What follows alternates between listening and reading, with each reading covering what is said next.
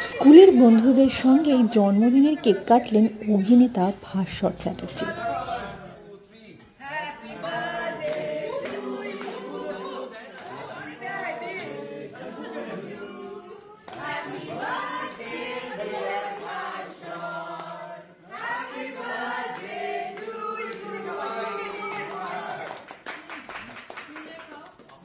Cine Gossip.